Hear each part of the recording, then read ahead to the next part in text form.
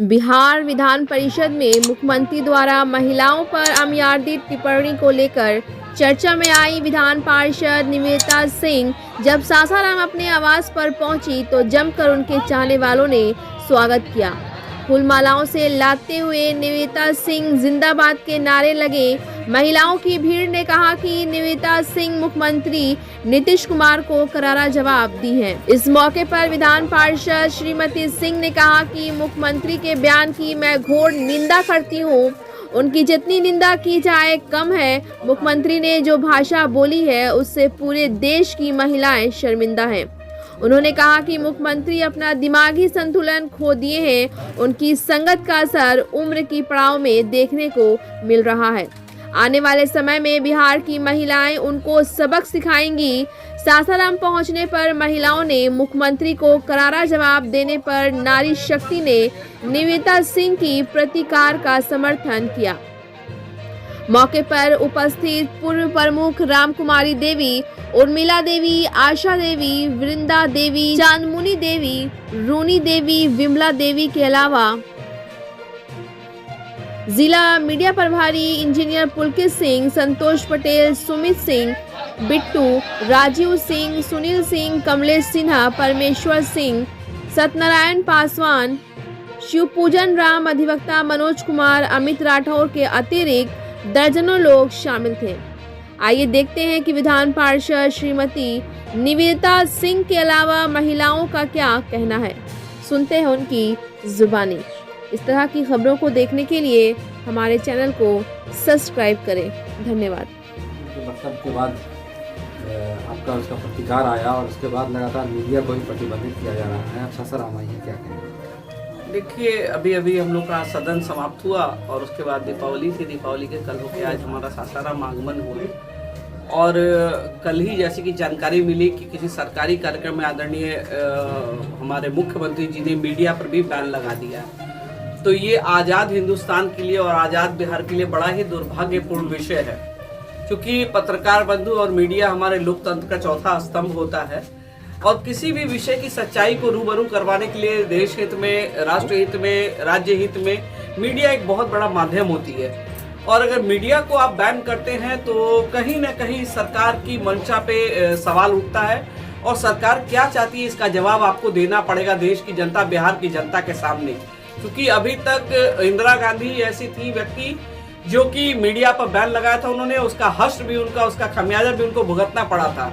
और लोकतंत्र का अगर हत्या किया जाएगा और हमारी जो अभिव्यक्ति की आज़ादी अगर उस पर बैन किया जाएगा तो हमें लगता है कि इस सरकार का अब विनाश का समय आ चुका है और सरकार जो है अपने डाउनफॉल की ओर जा रही है। जो ये महागठबंधन की सरकार चल रही है, इस महागठबंधन की सरकार में सिर्फ सत्ता का खेल चल रहा है।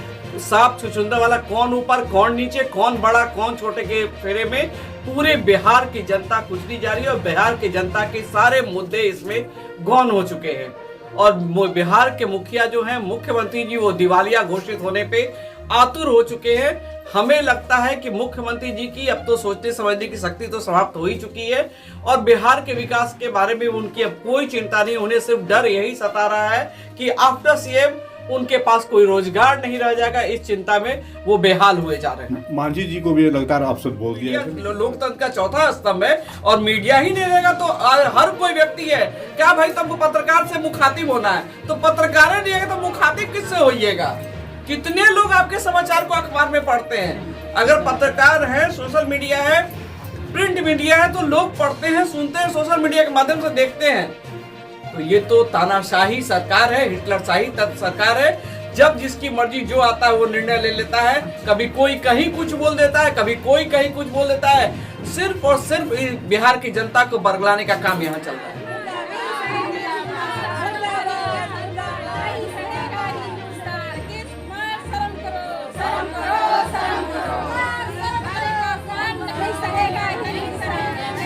दर्शन से असलम परवेज़।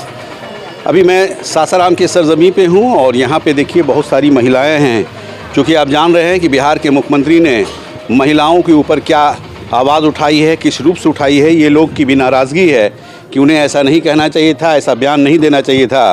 तो आइए मैं कुछ महिलाओं से आप लोगों को रूबरू करा रहा हूँ, इनका क्या कहना है। एक्सक्यूज़ मी, क्या नाम है मैडम आपका? जी, राम कुमारी देवी।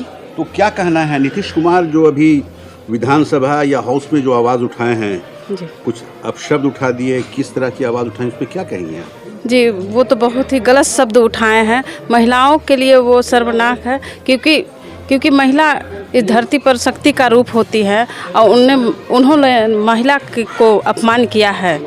किया है तो महिला भी उनको ठोकर जवाब देगी आने वाले कल में, आने वाले समय में जी। जवाब देंगे। क्या नाम है आपका? राम कुमारी देवी। देखिए, राम कुमारी देवी हैं, इन्होंने जो कहा मैं दिखा रहा हूँ, आप देख रहे हैं। एक मैडम और हैं, इनसे मैं जानना चाहूँगा। एक्सक्यूज मी मैडम, क्या नाम है आपका? मेरा नाम गीता पांडे है। मैं सासाराम की मतलब फ़िलहाल मैं नगर अध्यक्ष थी महिला मोर्चा की। अच्छा, भाजपा जी, भाजपा से। और जो तो नीतीश कुमार बोले हैं उसमें क्या आप लोगों को दिक्कत है, क्या प्रॉब्लम तो बहुत है। ये हम लोग के आत्मा को मनमाहत किए हैं इस तरह का बयान दे करके।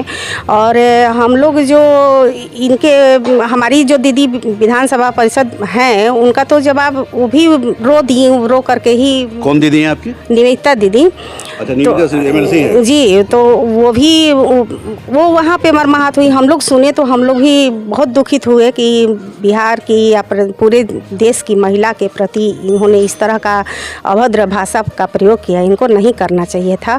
और हम लोगों का जब समय आएगा चुनाव के समय में, हम लोग इनको पलट करके जवाब देंगे, पलटवार जवाब देंगे।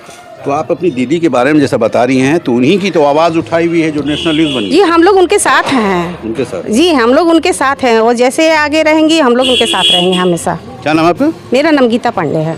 देखिए, गीता पांडे हैं, यहीं की रहने वाली हैं। पूर्व में ये अध्यक्ष भी थी। जैसा ये बता रही हैं कि मुख्यमंत्री ने जो आवाज़ उठाया है वो बहुत गलत उठाया है। समय पर हम लोग सभी महिलाओं मिलकर उनका जवाब देंगे। जैसा ये बता रही हैं कि निवेदिता जी जो हैं, जो MLC हैं, वो भी उनके साथ हम लोग हैं। और जाहिर चीज़ है कि उनकी आवाज़ जब उठी है तो ये पूरे देश जान गया है, पूरा देश में आवाज़ जा चुका है। और भी महिला हैं, मैं इनसे भी जानना चाहूँगा। क्या नाम मैडम आपका? मेरा सुषमा कुमारी नाम है। जी, सुषमा देवी। तो सुषमा जी, आप क्या बोलना चाहेंगी?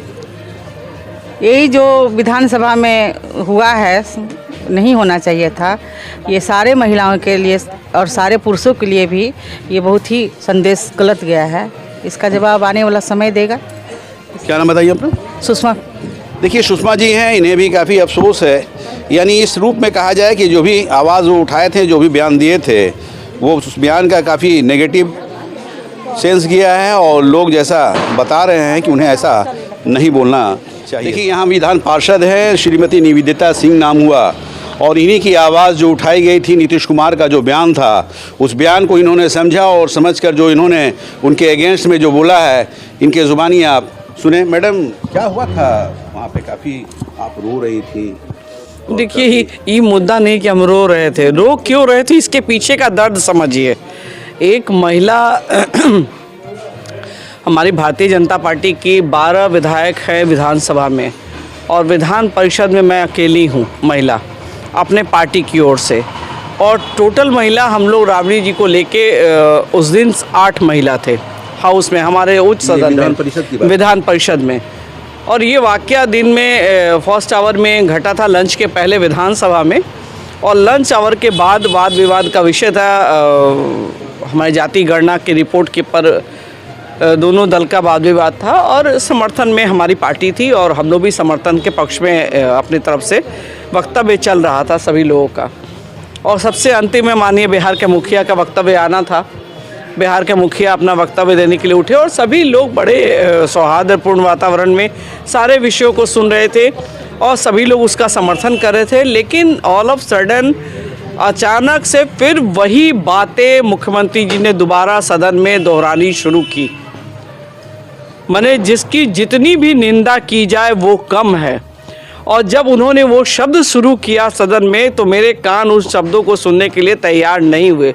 चूँकि सोशल मीडिया पे आधे घंटे में वो इतना वायरल हुआ और इतने लोगों के पास पहुंचा। अगर बिहार सरकार का मुख्यमंत्री आए दिन कुछ न कुछ अनाप शनाप बयान देते रहते हैं, कभी गीता पर, कभी महिलाओं पे, कभी देवी देवता पे, इस सरकार के सारे मंत्रियों की आदत सी हो गई है।